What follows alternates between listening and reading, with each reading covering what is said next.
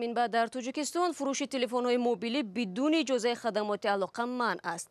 مسئولین خدمات алоқа میگویند فروشنده‌ها باید پیش از تجارت تلفن‌های موبیلی از این نهاد سرتیفیکات بگیرند.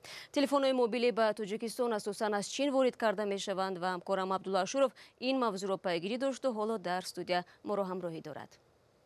سلام عبدالله، این اقدام کی گرفته شد و چی معنی دارد؟ سلام شهلا. فروش تلفن‌های موبیلی پس از اجازه خدمات алоқа امروز در نشست خبری این نهاد در دوشنبه اعلان شد. بیگ صبور رهبر این خدمات در این نشست حضور نداشت و عدالت عبدالرحمن زاده معاون رئیس خدمات алоқа ضمن نشست خبری در حضور خبرنگاران گفت فروشنده های تلفن های موبیلی باید پیش از فروش از این نهاد سرتیفیکاتی مطابقت دریافت کنند. الهام جان عطایف معاون دیگری خدمات алоқа گفت که این تصمیم به خاطر بی‌خطری و هم صحت و سلامتی استفاده برندگان به راه مانده شده است.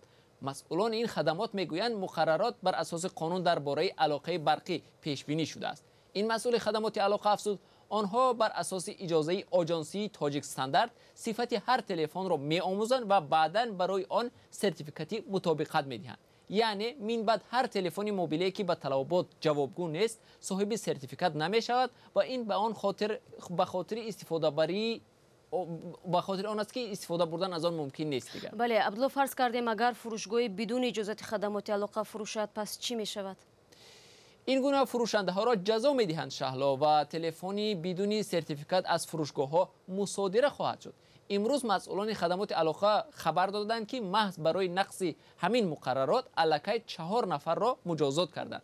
ضمناً سرتیفیکات مطابقت برای معیارها برای تلفن‌های موبیلی رایگان نیست و چنین سرتیفیکات به گفته مسئولان بر عوض مبلغ داده می شود.